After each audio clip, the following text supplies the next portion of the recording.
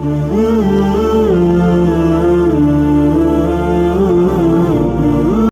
वालेकुम दोस्तों, अलवारिस प्रॉपर्टी में खुश आमदीद। डीएचए कराची में अपना तीसरा हाउसिंग प्रोजेक्ट बनाने जा रहा है, जिसके लिए उन्होंने सिंध गवर्नमेंट से डिस्ट्रिक्ट केमाड़ी में 5 से 6 हज़ार एकड़ ज़मीन अलॉट करने की दरख्वास्त की है। तीसरा मैंने इसलिए कहा कि डीएचए का सबसे पुराना और पहला जो हाउसिंग प्रोजेक्ट है वो सीयू के साहिल समंदर पर वाक़, जो तकरीबन 8 फेस पर मुश्तमिल है और जिसका रकबा 12,000 एकड़ पर फैला हुआ है। और दूसरा जो हाउसिंग प्रोजेक्ट है वो डीएचए सिटी के नाम से है, जो अभी कुछ साल पहले ही डीएचए ने लॉन्च किया था, जिसकी लोकेशन मेन सुपर हाईवे पर है और बेरिया से चंद किलोमीटर के फासले पर है। इसका रकबा तकरीबन 8,500 एकड़ बनता है और कहा जा रहा है कि वहाँ पर मजीद जो है वो सिंध गवर्नमेंट से ज़मीन अलॉट करने की दरख्वास्त की गई है।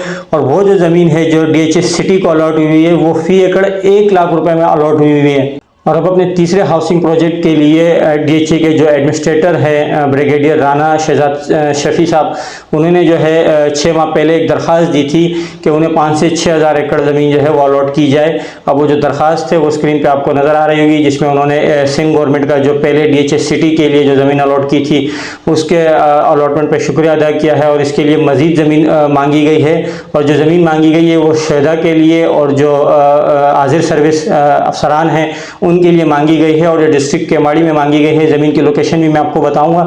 इससे पहले हम थोड़ा सा डीएचए की हिस्ट्री को समझने की कोशिश करते हैं या डीएचए को समझने की कोशिश करते हैं कि डीएचए क्या है।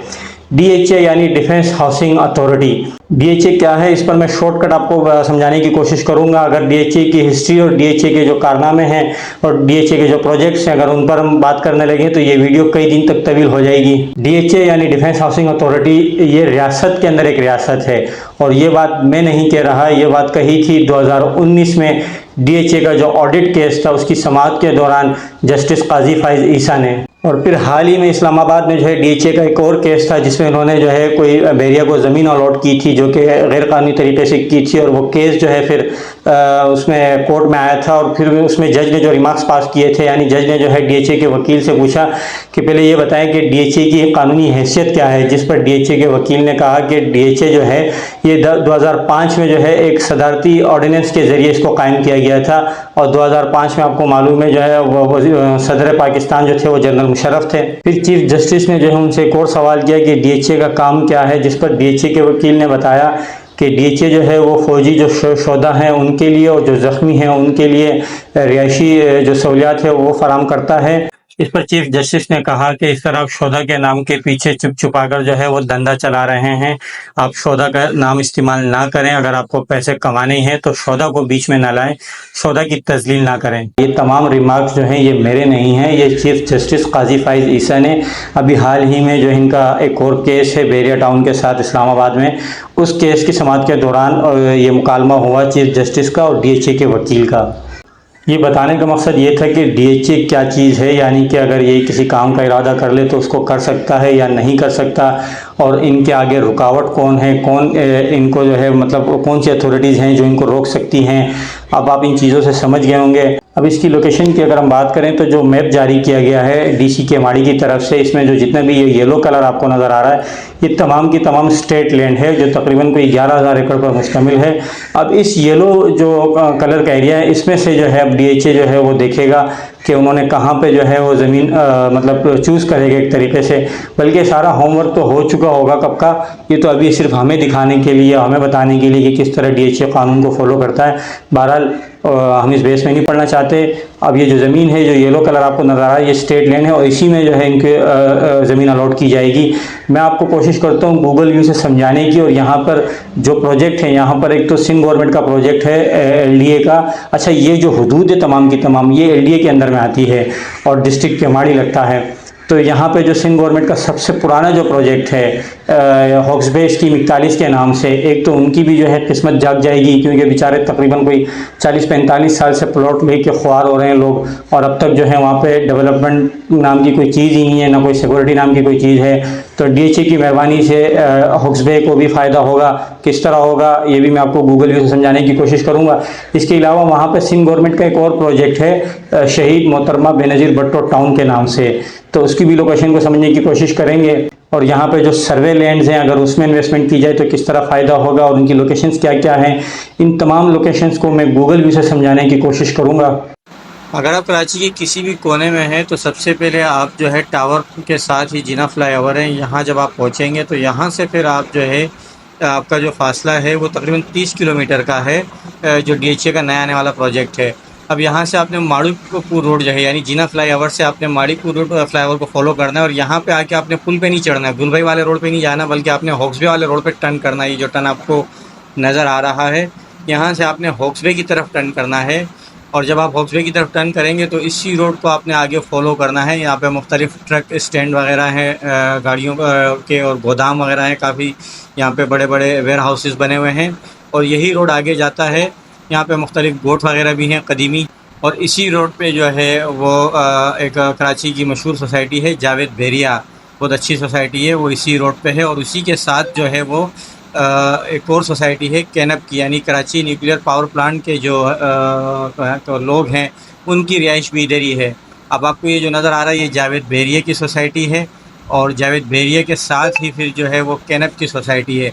तो इन दोनों सोसाइटियों के साथ ही फिर जो है वो हॉक्सबे स्कीम 42 की हदूद का आगाज़ हो जाता है, यानी हॉक्सबे स्कीम 42 जो 1980 की मतलब केडीए की सोसाइटी थी और फिर केडीए ने एलडीए के हैंड ओवर कर दी थी। तो ये हॉक्सबे जो नीला कलर आपको नज़र आ रहा है, नीले कलर के दायरे में जो है यहाँ से ब्लॉक 3 है जो साफ़ी सोसाइटी के नाम से भी मशहूर है, साफ़ियों को यहाँ पे प्लॉट अलॉट हुए थे। आगे जाके फिर जो है ये हॉक्सबे बीच आ जाता है, हॉक्सबे बीच इसी को रोड फॉलो करेंगे तो यहाँ पे एक होटल आता है नासिर बरोही होटल। इसके साथ थोड़ा सा आगे, इसके साथ ही ये मैं आपको दिखा रहा हूँ, ये सामने ही मुबारक विलेज को एक रोड जाता है, नासिर बरोही होटल के सामने, ये तस्वीर में भी आप देख रहे होंगे। ये जो रोड है ये इसको आप फॉलो करेंगे। अब जब आप इसको फॉलो कर रहे हैं तो यहाँ ये आप हॉक्सबे स्कीम 42 के साथ ही है बिल्कुल, यानी कि आप टोटल हॉक्सबे स्कीम 42 के साथ चलते हुए यहाँ आएंगे और फिर आगे जाते हुए फिर एक और स्कीम आती है और वो भी गवर्नमेंट की स्कीम है। मैं आपको स्कीम 42 का थोड़ा सा गूगल व्यू दिखाता हूँ। ये स्कीम 42 के मुख्तलिफ़ सेक्टर्स हैं और एक बहुत बड़ा सेक्टर्स है ये स्कीम है, काफ़ी बड़ी स्कीम है और इसमें बेशुमार हज़ारों के हिसाब से प्लॉट हैं, 120 गज़ के भी, 240 गज़ के, 400 गज़ के कैटेगरी के प्लॉट हैं यहाँ पे मुख्तलिफ। और इसके साथ फिर एक और सोसाइटी है, ये civil service cooperative housing society जो ब्लैक कलर के दायरे में आपको नज़र आ रही है। अब इसी रोड को जब आप फॉलो करेंगे तो आपको जो येलो कलर का ये दायरा जो नज़र आ रहा है, ये जो स्कीम है ये SMBBT कहलाती है, यानी शहीद मोहतरमा बेनज़ीर भुट्टो टाउन कहलाता है, जो बोर्ड ऑफ रेवेन्यू ने जो है लोगों को अलॉट किया है। अब बहरहाल ये जो रास्ता है और ये जो नई आने वाली स्कीम है DHA की, ये तकरीबन यहाँ की और इन सोसाइटीज़ की जो है वो किस्मत बदल देगी। यानी इन्वेस्टमेंट के यहाँ भी बहुत ही अच्छे मौक़े हैं, यहाँ पे रेट बहुत लो हैं इस वक्त, हॉक्सबे का भी रेट बहुत लो है और से जो शहीद मोहतरमा बेनज़ीर भुट्टो है इस स्कीम का भी रेट बहुत लो है। और इसी के साथ फिर आपको जो रेड कलर की लाइन में नज़र आ रहा है यही जो है वो DHA का फ्यूचर एक्सपेंशन का जो DHA ने अभी सिंध गवर्नमेंट से दरख्वास्त की थी 5000 एकड़ की, तो ये जो रेड कलर की लाइन आपको नज़र आ रही है इसके अंदर अंदर जो है ये ज़मीन है तमाम की तमाम, यहाँ पे जो है मतलब इनको ये ज़मीन अलॉट होगी इस रेड कलर के दायरे के अंदर अंदर। अब कहाँ पे हो सकती है, या तो मतलब इस रेड कलर के अंदर ही अलॉट होगी। अब इसकी पोजीशन थोड़ी बहुत चेंज हो सकती है क्योंकि यहाँ पे लोगों की जो मौरूसी ज़मीनें भी हैं। अच्छा, डीसी ने एक रिटर्न में जमा कराया है सिंध गवर्नमेंट को कि यहाँ पे उनके पास जो नाखिलास लैंड है जो स्टेट लैंड कहलाती है ये येलो कलर में शो की गई है और इसके अलावा जो बिखरे में आपको पिंक कलर नज़र आ रहे हैं ये सर्वे लैंड है, मौरूसी ज़मीनें हैं। तो यहाँ पर बिल्डर हजरात के लिए भी जो है बहुत अच्छे मौक़े हैं कि वो यहाँ पर सर्वे लैंड परचेज़ करें और प्राइवेट प्रोजेक्ट वो लॉन्च कर सकते हैं क्योंकि DHA के आने से यहाँ की किस्मत बदलने वाली है। इसके अलावा जो है ये जो लोकेशन है ये हॉक्सबे स्कीम 42 की है और इसके साथ ये जो लोकेशन है ये शहीद मोहतरमा बेनज़ीर भुट्टो टाउन की है। तो यहाँ पे भी जो है इन्वेस्टमेंट की जा सकती है क्योंकि जो DHA का जो प्रोजेक्ट है ये तो एलीट क्लास का प्रोजेक्ट है, यहाँ पे लाखों करोड़ों में प्लॉट होते हैं। और इसके अलावा जो हॉक्सबे और शहीद मोहतरमा बेनज़ीर भुट्टो का है यहाँ पे आपको चंद लाख रुपए में प्लॉट मिल जाएगा, यानी 2 से 3 लाख रुपए में आपको आराम से 120 गज का प्लॉट मिल सकता है। ये जो वाइट कलर की लाइन है ये हब रिवर कहलाता है और इसमें हब डैम का इजाफी पानी यहाँ से गुजर के समंदर में गिरता है। ये जो मैप में आपको M10 लिखा हुआ नज़र आ रहा है ये नॉर्दर्न बाईपास का रोड है और मुस्तकबिल में DHA इससे लिंक कर सकता है हब रिवर रोड के साथ। और ये हब रिवर का रोड है ये शेरशाह को भी लिंक करता है। इस तरह जो DHA का नया आने वाला जो प्रोजेक्ट है ये नॉर्दर्न बाईपास से हाईवे तक का 40 किलोमीटर का फासला रह जाएगा और ये शहर से भी बजरिया शेरशाह लिंक कर सकता है।